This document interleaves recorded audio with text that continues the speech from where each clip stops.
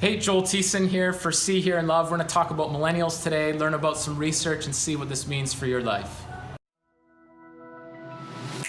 You are seen, you are heard, you are loved by God. You're not alone, you're fully known, you are loved by God. Well, welcome to See, Hear, Love. I'm your host, Melinda Brooks, and today we're talking all about and learning all about millennials, the age group born in the 80s. It's one of our favorite topics since half of our team fall in this category, Cheryl and I. And here at See, Hear, Love, we want to encourage and inspire this generation in their faith and life journey. So I'm so thankful you're all here, too, as we talk about this. And I'm also thankful that we have a special guest on the show today who knows a thing or two about millennials. His name is Joel Thiessen, and he's a professor of sociology at Ambrose University and the author of this book, The Millennial Mosaic: How Pluralism and Choice Are Shaping Canadian Youth and the Future of Canada. And I'm really looking forward to hearing from him, and I know we're gonna have a lot of great discussion about his findings and thoughts. But I thought the best way to sort of kick off a millennial show is to do a little trivia game with the Gen Xers versus the millennials. All right, so are you ready? So this is the Gen Xers, that's Cheryl and I. Yeah. We're gonna ask you questions about our generation and see if you know them. All right. Okay, are y'all ready? Oh, man. Okay, number one. What numbers did you press to call back on your telephone the last person who called you? *69. Yes! How did you know that? My brother's from the older generation. All right. I thought you didn't know what a telephone was, but okay. Good one. *69, okay. That's good. Question number 2. I had to think about that, though. How did we Gen Xers look up information before Google? Newspapers? The library. Encyclopedias. Encarta Newspaper. 95. Phone book. Oh, that's just numbers. Okay. So, we sound so old. The phone book. Yes, I would say we Encyclopedia. Encyclopedias. Yeah. Britannica, Encyclopedia Britannica, and we did go to the library, and I'm mature enough to realize I worked the Dewey Decimal System, and I don't know if any of you know that. No. Okay, that will be another show. I'm an older millennial then, because I know that, yeah. Okay, I'm gonna need help from our coordinator of See, Hear, Love for this next one, because here it is. What is this doll called that was the biggest craze in the early 1980s? And hold on, here we come. Can you name this doll that in the biggest craze? What? Cabbage Patch Kids. Cabbage, okay. Yeah, That's good. I had a bunch of those. The Cabbage Patch doll, which was a huge craze. It was crazy. I think I had a couple of them, and you could adopt them from the patch. Yeah. Oh. I thought they were scary. Yeah. Really? Yeah. I think this was and the biggest thing. You got a little adoption certificate. You got a little adoption the whole nine. certificate, and you filled it out. Okay, not bad. Not bad, you guys. Okay, so you guys have some trivia for I have us a question now. for you. Okay. Ready? Yeah. Can you name at least 3 boy bands? From where? Like, you mean like NSYNC or Backstreet Boys? And keep going. Backstreet Boys, NSYNC and Boys to Men. Yeah, Boys to Men. I think they're too old for us. Yeah. Okay, can we? Yeah. 98 Degrees. Yeah. New Kids on the Block. O-Town. O-Town. That's enough. Yeah. O-Town. Okay, can you name some of the characters from Saved by the Bell? Not their real names, their character names. I know there's a Zachary. Yep. Zach Morris. Scooch, Scat. Skeeter. Skeet. Scooter. Scooter? Screech. Oh, Screech! Oh, okay. It's her S's, right? There was a girl with curly hair. Oh. Tall, like blonde curly hair. Yeah, I can't remember her name. I don't know her name. Jesse Spano, right? Oh, okay. AC Slater. Oh, Kelly. Screwed. Mr. Belding? Yeah. Wow. Okay. Do you have another one? Yep. Okay. I don't remember. One more. Okay. Can you identify where this sound comes from? Uh-oh. Do it again. What? Uh-oh, uh-oh, uh-oh. Is it a doorbell? ICQ. Chat. Pretty good. I'm like, That was good. That was awesome. I had so many. It's like a doorbell? Well, that's what it sounded like. Yeah, it's close. Is that a Gen X response? As I'm clutching my Cabbage Patch? You're with having a memories? moment, like I a know, real I'm totally moment having a there. memory. It was the first thing that we used for instant messaging with Wow. our friends, and it's like where a lot of us learned how to type. Yep. Oh, that's awesome. I was gonna ask about like MySpace, but that's a whole nother show. Yeah. And you all have blank faces. Everyone's like, what? No, we have. Okay. for sure. All right, that's good. We're gonna do that again. I like little trivia, but it's kind of fun to know that even just within generation, that's how different as far as like pop culture and everything Yeah. else. So good. Well, now let's go to Professor Joel Thiessen as he shares his thoughts on millennials. Let's take a look. Joel Thiessen, so great to have you here on See Hear Love. Welcome. Thank you. Great to be here. Now, you're the expert on millennials. That's what I'm told, or that's what I read. Sure. So I'm glad you're here to give us some insight on millennials. And I think it's kind of funny talking about having insight on millennials because they hate that. Yes. But I, as a Gen Xer, want to learn more about them. So let's have just an honest conversation about All right, it. let's do it. I guess let's first off define millennials and their unique position in history. So for Sure. all the baby boomers and Gen Xers Yep. and everybody else, who are they? Yeah, well, millennial is an arbitrary term. You look at different studies, the starting point, the end point is different. So the way that we look at millennials, we start with baby boomers in this 20-year gap from 1945 to 1965, and then we follow 20-year increments. So millennials, 1986 to 2005. Really, if you're talking about a few years difference, they're not drastically different. Okay. When you look at surveys and you ask millennials, what would you say is different about your generation? They will consistently talk about digital access, the information and technological revolution of access to internet, social media, et cetera. That this is, if we were to pinpoint one thing, that would be the one thing that really distinguishes them. So digital access. Yeah. They grew up in a digital world. Yeah, an iPhone in their hands, access to the internet, to knowledge and information all around them, social media. These things are front and center in their world in ways that previous generations did not grow up with. Yeah. What about characteristics? Like, what kind of people are they? Like, for Gen Xers, we Yeah. were sort of like this, what is it? Anti-disestablishment type of people, and Right. we were kind of like raging against the machine, Sure. right? And Nirvana, Yes, and yes. you know, that kind of underground, like we're going to go against, you Yeah. know, sort of authority and institution. Yep. That's my generation. Yep. What would you say the millennials are? Yeah, we see things of being real and authentic and dialogue and conversation, of wanting to be part of things, to be actively engaged in leading things and different movements and so forth. I would say these things come to the forefront. That's good, because it seems to go counter to the brand of that they're the entitled generation. Yeah, So yeah. you're talking things like authentic and real and Yeah. organic and I think kale. Right, yes. And all these things you're like, are you kidding me? Yeah. And then on that flip side, we call them, and I do it too, Sure. entitled. Yeah. So what happens there? Yeah, well, if they are entitled, and I'm not saying they are, They are, one, not all of has them, to, yeah. one has to ask, why are they entitled? Who is it that's given them participation badges for just showing up?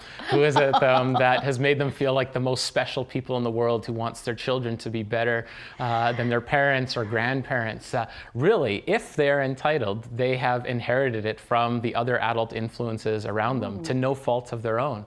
And yet, I would say there's many indicators that millennials are not at all entitled. I mean, they are working multiple jobs while going to university. They are confronting economic debt like never before, costs of university, finding affordable housing, the environment that's being handed on to them. None of these things are great odds, if you will, to work against. And I would say millennials, in some respects, not all, are fighting against that entitled narrative That's because they good. have to. And Joel, all the millennials are like, yes, Yes, Joel, thank you for speaking for us. Yes, But you know yeah. what I find? Every generation has their thing. Yeah. Like the baby boomers were calling Gen Xers disgruntled Sure. and angsty, Yeah, right? And yeah. baby boomers, I don't know what people are calling baby boomers. Yeah. Oh, they were more like, not urbanites, but they were more the yuppie kind of people. Yes, I don't know. yeah. Everybody has their something That's in right. their generation, right? Yep. So these things certainly come to the fore for Yeah. millennials. Now, in your book, your latest book, The Millennial Mosaic, How Pluralism and Choice Are Shaping Canadian Youth and the Future of Canada, you talk about how pluralism and choice has shaped the generation. I mean, you've mentioned this, but Yeah. I'd like to talk about that because that's an Sure. interesting idea, Because I thought there'd be a little bit of that in the Gen X as well. Right. But talk to me about that in the millennial context. Yeah, well, really, I mean, generations are not drastically different from previous generations, so it's not like these things didn't exist Right. before. But as we wrote this book, Reg Bibby and Lethbridge, myself, and Minetta Bailey at Ambrose, we looked at the ways in which pluralism and choice are front and center for millennials, in that the social scripts are no longer set for them, right? It's not like you finish high school, you go to university, you get a house, you get married, you have kids. Like, that script is no longer there. The choices are endless. Yes. And so these things are terrifying in some respects. We know there's good research that shows that the more choices you have, the more you are to regret the decisions that you make. Oh. In some ways, narrowing the choice. So wait, makes- you're saying, Joel, more Yeah, choices yeah. narrow the choice, Well, or more choices? having more choices makes it more terrifying to make those decisions, and we're more interesting. likely to regret the decisions because I had all these other Other choices I choices. could have made, from who I marry to where I live to what job I take, rather than having a short, narrow social script of you only have these 3 options. Interesting. And so in some ways, having fewer choices can actually help us in all kinds of ways. I understand that. I remember when we came over from the Philippines as Yep. missionaries Yep. to Canada, and in the Philippines, we would have like one cereal Yep. and one kind of pop Sure. and one kind of gum. It Yep. was like juicy fruit, Sprite, Yep. and like some kind of fake cornflakes or Sure, something. No, I'm sure. not kidding. Yeah. Then we come to Canada, Yeah. we walk in the grocery store, it's like 1,000 different kinds of Frosted Yeah. Flakes and all kinds of things, and then all this kind of pop, Yeah. and then gum. Yeah. I'm like, it blew our mind. Yeah. And so then we were like struggling with choice. And then when you did choose your red, I'd be like, oh, Yep. maybe I should have gotten the other gum. Yeah. Maybe that would have been better. Yeah. Maybe more you know what I mean? Yeah. So I totally understand that. But it's funny because we want more choice. You Yeah. know, we're like, we want choices so that, you know, we're free to do whatever we want. Sure. And, you know? Yeah. But that's really wow, that's a good point. I'm kind of like thinking through that even for my own self. Yeah, well, and it's less consequential when you're picking gum, but when it comes to picking what university do I go to, what kind of career should I pursue? Now I have all these options. It's not like I was born and raised on the farm and I'm socialized Right. this is the only opportunity Yeah. or the family business. It makes those decisions more difficult and complicated to make, and in some ways terrifying for young people. Which adds more anxiety Yep, yep. and depression and things I can see Yeah, these because kinds of of this. things have social roots Yeah. and causes to all those kinds of conversations these days. So what you're saying now, what does that mean for the future? So I'm looking, even for as a Gen X, Yeah. Xer, I'm looking at the future, but we're Yeah. thinking millennials, Yeah. and you're thinking, you know, in the next 20, 30 years, what the world and society and culture will look like. Yeah. What does it look like? Yeah, I think one of the things for millennials who value choice and have grown up in an age of pluralism and diversity is they're far more open and tolerant to people of different perspectives, and that there isn't only one way of doing things and only one way of thinking about things. So for Canadian society, you think about things like immigration, ethnic diversity, religious diversity, et cetera, sexuality. This is an area that comes to the fore, that there is a sense that the door has been opened, and that millennials are increasingly comfortable with that. And I think we should anticipate that degree of comfort to continue to predominate Canadian society. So Joel, as we look at the generations all having to live together, Yeah. what encouragement and advice would you have for me as a Gen Xer on how to include millennials in the conversation and in my life? Yeah. I think there's great opportunities for good mentorship. It's one thing to say to millennials, you have all these choices before you, now figure it out. And one of the gaps we've had in society is that there isn't this opportunity to actually mentor young people on how do you discern well between all the choices that are before you. And so I think there's opportunities for older generations to take seriously.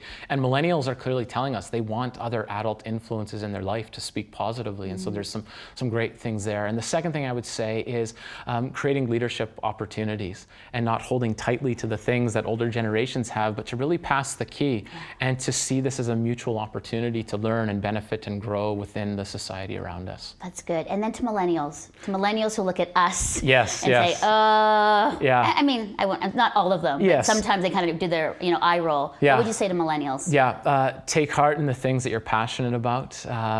Utilize those around you to help cultivate those passions and to seek hard after those.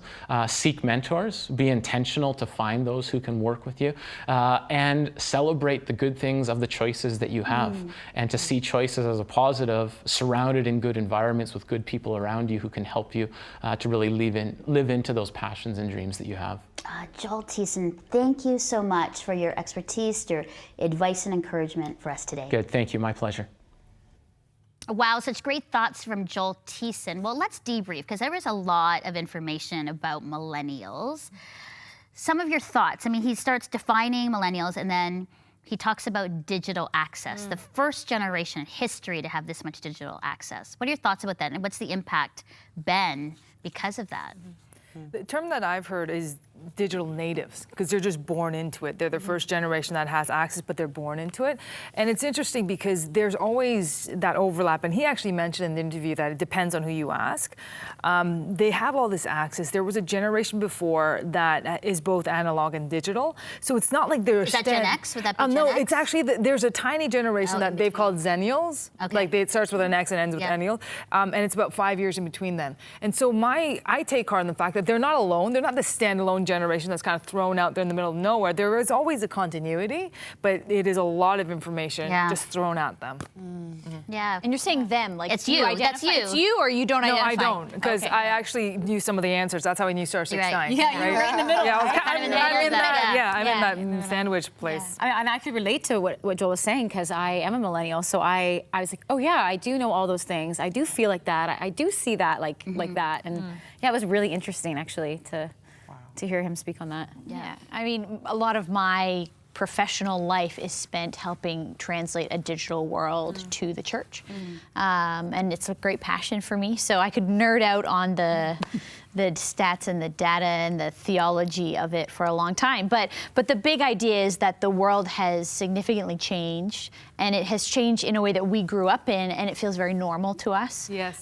Even things like, for example, for millennials, we feel like people we know on the internet and have only met on the internet, we would feel are genuine and real friends and relationships that we keep. Whereas if you're about over the age of 35-ish, you wouldn't feel like it's as real of a friendship if you have never met in real life. And so it's this, just because, well, our whole world has been lived in that digital space. So why couldn't you have a friend who lives across the country who you've never met but you talk to all the time, or you video, or you play video games, or whatever it is? Oh, that's good. You know, I asked him about this entitled generation. I want to ask you about that, because it's sort of been labeled an entitled generation. He actually goes, well, whose fault is that? Which is really interesting. Who said that, you know, you were the only one that could do it, and you're the only one that's special. And then he said that actually you're not entitled, this generation, that you actually work hard, you care for the environment, and you fight against the entitled narrative all the time. Do you agree with that? Do you agree with what he said? I mean, what do you think, first from someone who was a Gen Xer? Well, as a Gen Xer who's raising, I've got a millennial and I've got two Gen Zers. And so I think there's a sense of entitlement there, yes, but I do agree. They're caring, they're active in their communities, they're righting every wrong, hardworking, the ones I see.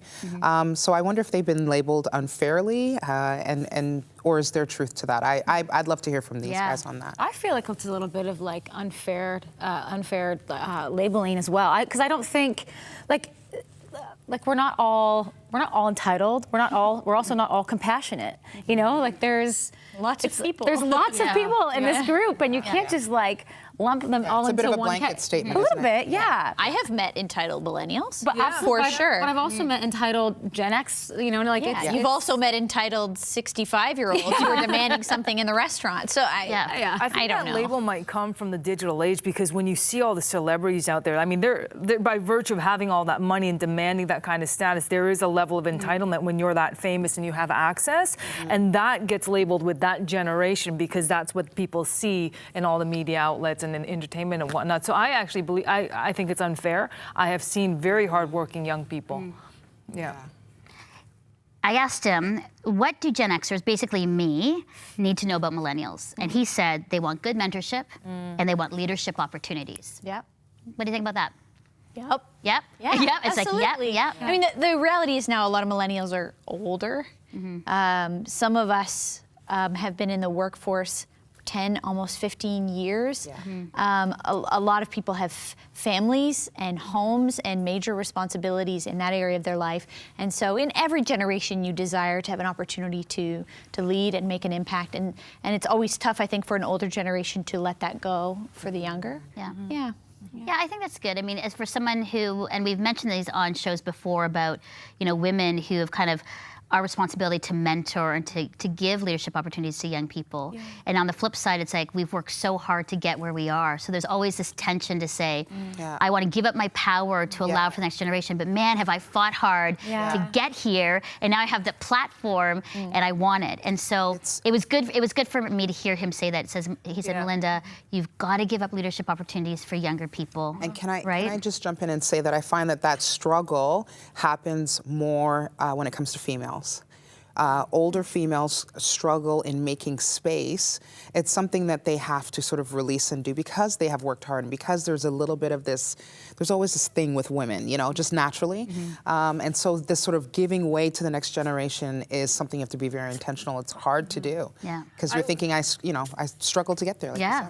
I'm thinking about the young people I know, and I think it goes both ways. I love how Joel was like, okay, you need to make space for this younger generation. To the younger generation, you need to understand that they are from an older generation. So when you just email them and you text them, it's not the same as you going to them in person and showing that respect, knowing that they are from an older generation. They have lots of things to deposit into them, but their communication style is different. And if you want to be mentored by them, you need to recognize that. Then I said, what would you say to millennials, Joe? And he said, take heart to the things that you're passionate about, seek hard after mentors, celebrate the choices that you've made, and see choices as positive. It was a big discussion about choices, because this generation has a lot of choices in front of them, which can be good, but also can be overwhelming. To sometimes he was, he said later to me, overwhelming to then you don't make a decision. And that I see a lot of, the decision paralysis when I think of the young adults that I know in our church community who seem to be unsure how to make decisions around a job, a life partner, their faith life, many other things. Even like, what are we going to do tonight? Well, there's 3 options of places I could go to have a good time, like fun events happening. So which one am I going to choose? And then like, oh, I choose none. I stay home. It's true. Like, we have access to so many things, right? Like I can jump on Pinterest and think, oh, I could become an interior designer. Like Pinterest makes me feel like I could do this. I don't have to go to school. I'm kind of into this right now, right? And then like you jump on Instagram and you're like, oh, I could be a photographer or a blogger or a model all of a sudden. Like that is kind of how social media. And our generation is like we went to like 8 years of school to get there. So I mean, it's an interesting conversation because I think we all, generation to generation, have to work together. We have to give leadership opportunities to younger people, but also younger people need to give us grace in understanding them, right? And so I think that's really good. I mean, I love about Joel saying see choices as positive, and I think, as we move into the good word, I want to give encouragement to millennials and really any generation about making good choices. So I want to read these verses and land on this for a little bit because I think that's important. So in Matthew 6:33 and in James 1:5, it talks about how to make good choices in the good word. Joanna? Yeah, Matthew 6:33. But seek first his kingdom, that's Christ's kingdom, God's kingdom, and his righteousness, and all these things, everything else will be given to you as well. And that says, don't worry about tomorrow. Tomorrow has enough trouble of its own. And that was the Matthew. That's in Matthew 6. Okay. And then James 1:5. If any of you lacks wisdom, you should ask God, who will give generously to all without finding fault, and it will be given to you. Okay, those are good. Well, I think about my mom, of her an older generation. She talks about when she was growing up, she had 3 choices of what she could do in a career. She could be a secretary, a teacher, or a nurse. Those were the only career opportunities that were open to her. And now I'm being told growing up I can be anything I want to be. I'm not going to be good at everything though. So it's overwhelming to figure out who you are and what you want to do and what you want to be. And especially for women, I think this new freedom of choice is amazing and I'm so grateful for it. But it can feel overwhelming. And so we need God's help, just as these scriptures are teaching us, right? We need to seek the wisdom of God in how to be in the times that we live in. Yeah, seek first his kingdom. And it's quite an interesting epidemic in the sense that yes, you can absolutely be anything you want to be. But what I see with millennials is that I read this in a survey recently that the average work history at any one place is about 3 to 5 years. so there's a high turnover where they're like, sort of like, okay, that I'm done with that, on to the next. Where generations before, they're in their job for like, 10 years and 15 years and 20 years. And so I just encourage them that whatever choices they make, really be confident in that choice, have that stick-to-itiveness, like see that thing through. Like that's my encouragement for them. Yeah, and even in some of that seeking first the kingdom of God, sometimes in an effort to build your own kingdom, to climb up that corporate ladder or whatever, you're hopping and moving all the time, and you can be exhausted by it. But if we seek like God's priorities first, make that the number one thing, all the other stuff that will be taken care of, God will care for us. Yeah. Well, thank you for your great thoughts. Those are good as we figure out how to make good choices. Well, speaking of choices, we headed down to St. Stephen, New Brunswick to hear from some pretty strong and amazing women on the choices they're making in their community and academics. What is the benefit of that kind of accountability and commitment to one another to foster and grow a true sense of community? Okay, so I think that we live in a world where people leave easily. They leave situations that they're uncomfortable in. They're part of a group. All of a sudden, I'm not feeling this. I'm going to go find my space somewhere else. And here, you can't leave. You're stuck. And one of the brilliant parts of that is you walk through it to the other side. And I think that authentic community can only happen when you walk through the uncomfortableness, the extreme pain of community. And I'm not sure it's possible to have authentic community without gaining the tools to stay. Well, I find it really unfortunate that a lot of people, you're right, a lot of people across the world don't know what that kind of intimate community is like. And I feel for them because it's so important to be able to be in a space where you feel like you could walk up to anyone on the street and be like, oh, maybe I know them, maybe I don't, but they'd be open to getting to know me. And even being in a space like this where if I'm going through a tough time, I know people have my back. I know people are here to support me. And especially in the entire community of St. Stephen, I've seen in newspaper ads and in fundraisers and all sorts of things, everyone's just trying to help each other out. And it's such a beautiful thing.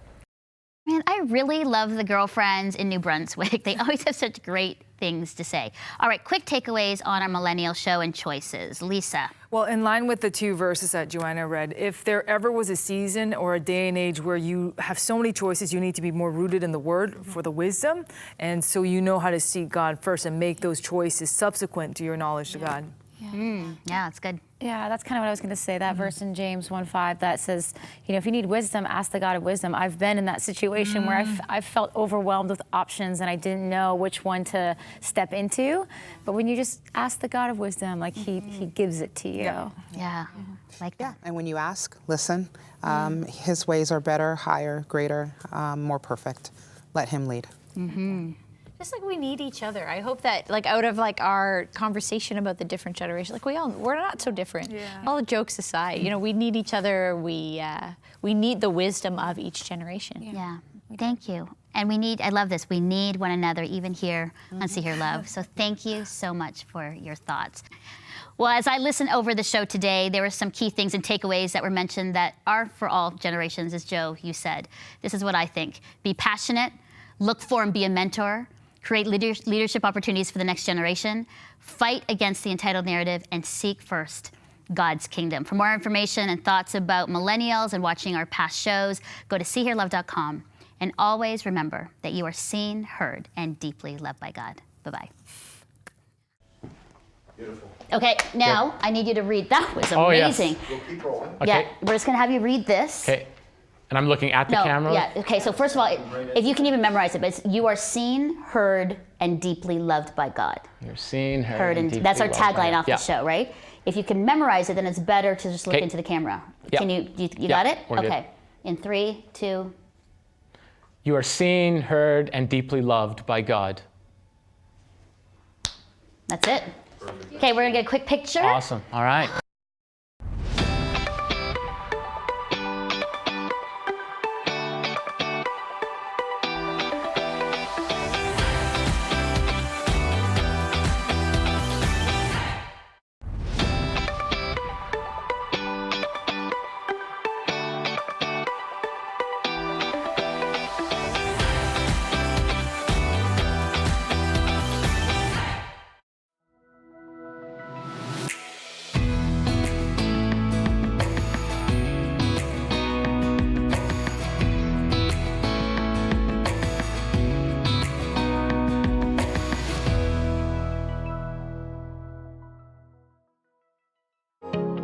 Deeks Insurance is a proud sponsor of the See Hear Love Studio.